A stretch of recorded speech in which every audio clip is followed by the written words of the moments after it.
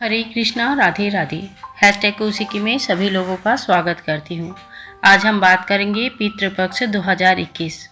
आज हम जानेंगे कि घर में बैठ के भी हम पितृ श्राद्ध किस तरह से कर सकते हैं, पूजन विधि क्या है और हमें क्या क्या सामान चाहिए होगा। सनातन धर्म में श्राद्ध का विशेष महत्व माना गया है। श्राद्ध में पितृ पक्ष का समय वो समय होता है जिसमें हमारे पूर्वज और पितृ धरती पर आते हैं और उनको प्रसन्न करके उनके आशीर्वाद की प्राप्ति अगर हमें हो जाती है तो जीवन काफ़ी सुखमय हो जाता है। हिंदू कैलेंडर के अनुसार भाद्र माह की पूर्णिमा तिथि से लेकर आश्विन माह के अमावस्या तिथि तक पितृपक्ष मनाया जाता है। इस साल 20 सितंबर से लेकर 6 अक्टूबर तक पितृपक्ष मनाई जाएगी।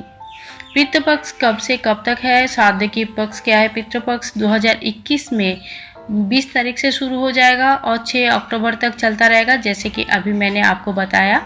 और जिस दिन पितृ की मृत्यु होती है उस तिथि में उनकी श्राद्ध होती है। पितृ तो उसी पर्टिकुलर उसी तिथि में ही आपको उनकी श्राद्ध करनी है। अगर तिथि पता नहीं है तो लास्ट में अमावस्या के दिन इस दिन श्राद्ध कर सकते हैं।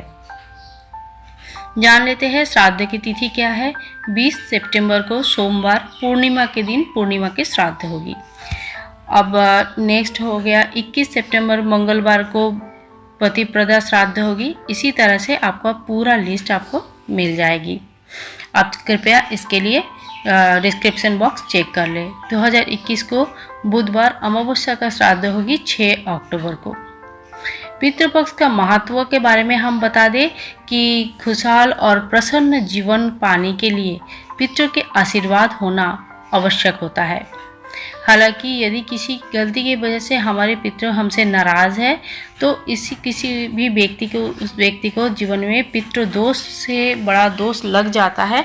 इस समय पितृ का तर्पण करके, पितृ का पूजा करके, उनको प्रसन्न करके उनकी आशीर्वाद प्राप्त करना अत्यंत आवश्यक हो जाता है। श्राद्ध विधि अनुसार अगर करते हैं तिल, चावल, जौ, कूश भी विशेष महत्व माना जाता है और विधि विधान के साथ श्राद्ध करने से पितृ की मुक्ति होती है। किसी भी मृत व्यक्ति का श्राद्ध उनकी पुत्र, उनकी भाई या तो फिर उनकी पौत्र और परपौत्र भी कर सकते हैं और महिला भी कर सकती है। हालांकि पुराने में इस बात का स्पष्ट रूप से कुछ नहीं कहा गया है। केवल यज्ञ ब्राह्मण के द्वारा ही पितृ का तर्पण तथा पिंडदान करने की विधान दिया गया है। अब हम जान लेते हैं कि अगर हमें घर में ही पितृ को श्राद्ध करनी है, पितृ को प्रसन्न करना है तो उनकी पूजा विधि क्या है।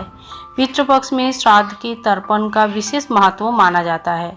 तर्पण अर्थात पितृ को जल देना। हालांकि इससे संबंधित भी विशेष कई सारे सावधानियां होती है। और आइए सबसे पहले जान लेते हैं कि तर्पण करने का सही विधि क्या है।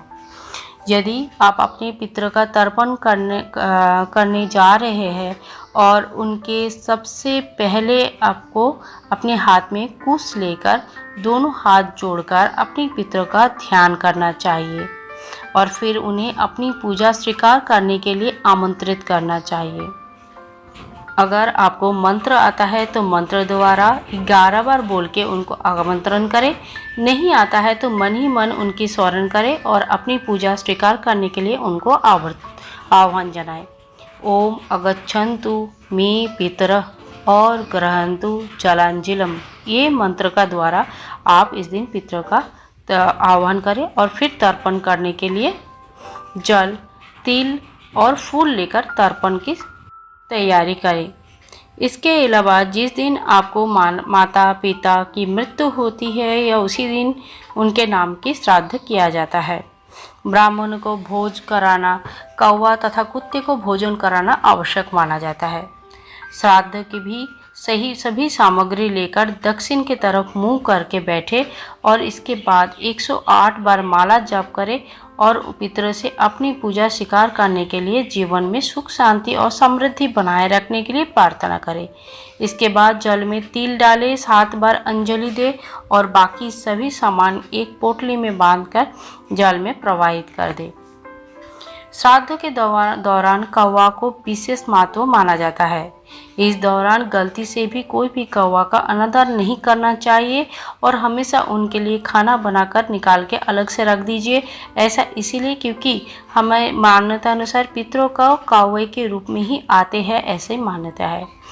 कहते हैं कि श्राद्ध में अगर कौवा आके खाना ग्रहण कर रहे हैं या कुत्ते आके खाना ग्रहण कर रहे हैं, इसके मतलब पितृ ने आपकी पूजा स्वीकार किया है और आपके बनाया हुआ भोजन को ग्रहण करते हैं।